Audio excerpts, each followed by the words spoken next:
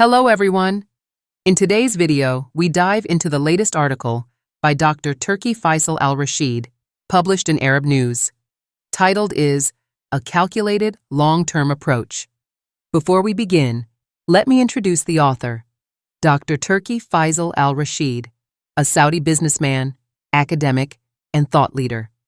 As an adjunct professor at the University of Arizona and advisor, American University of Beirut, Faculty of Food and Agricultural, Dr. Turki Faisal Al-Rasheed, founder of Golden Grass Inc., he brings a rare blend of vision, expertise, and real-world insight to every article he writes. Dr. Al-Rasheed is also a distinguished author. His upcoming book, Saudi Arabia, Transformation, Uncertainty, and Sustainability, explores the kingdom's evolving economic and social landscape amid global change, offering deep insights into development, resilience, and long-term sustainability. Let's dive in. When you think about geopolitics, your mind probably jumps to bold moves, big alliances, maybe even military standoffs. But today, we're diving into a completely different playbook: Saudi Arabia's incredibly patient, long-term foreign policy. And trust me, its origin is not what you'd expect. It all kicks off with this question.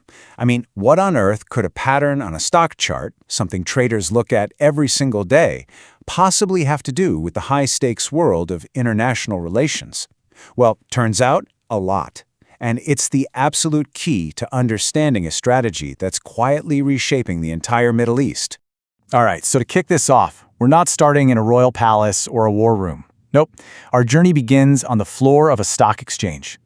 We're about to uncover a trader's secret, a specific signal that's all about seeing a major shift in power before it happens. Now, what you're looking at here is a trading pattern called dark cloud cover. I know, it sounds a little technical, but the idea is actually super simple.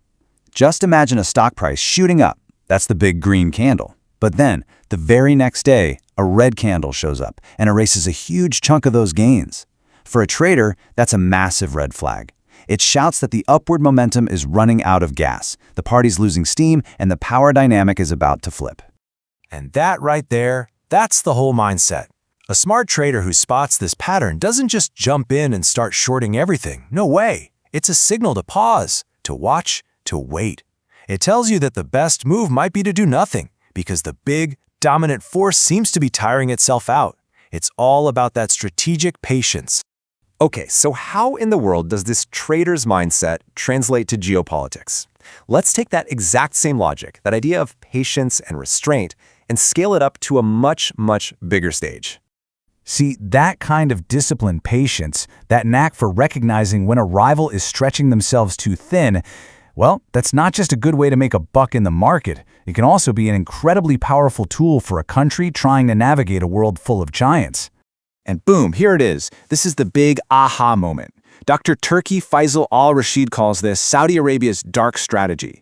The core idea is this: instead of getting into direct fights, the kingdom actually improves its own standing by just waiting, by letting its rivals and, even its partners get tired, spend their resources, and run up against their own limits. And this quote, man, it just nails it. This isn't about winning one big, flashy battle. It's about winning the entire war by playing from the shadows, by saving your own strength, and by outlasting everyone else through careful, controlled waiting. It's a strategy of pure endurance. So how does this all work in the real world? Well, Saudi Arabia is playing a really complex game of chess right now, with 3 other major players on the board. And for each one, the approach is totally different. And this is where it gets really interesting, so stick with me. Let's break down this chessboard. First up, you've got the arch-rival Iran. The goal here isn't some all-out war. It's actually to let Iran weaken itself by having to deal with all this sustained economic and diplomatic pressure from other countries. Saudi Arabia gets the benefit of an exhausted rival without having to pay the full price of a fight. Then there's Israel, the potential partner. Here, the approach is what's called strategic ambivalence. Riyadh is dangling this huge prize, official recognition, but they're making it crystal clear that it's tied to a future Palestinian state. That gives them enormous leverage. And finally, you have the good old US, the longtime protector, or as the slide calls them, the burdened patron. As America gets more and more stretched thin around the world, Saudi Arabia's own independence and bargaining power just quietly grows. They're turning a potential problem into a real advantage. But, that begs a massive question. Why? why this super patient, indirect strategy? Why play the long game right now? Well, the answer has everything to do with what's going on inside Saudi Arabia. And the answer is, well, it's pretty much existential. It's all about surviving what's called the oil clock. Think about it. That's the ticking countdown until the world transitions away from fossil fuels and the value of Saudi Arabia's biggest asset starts to decline.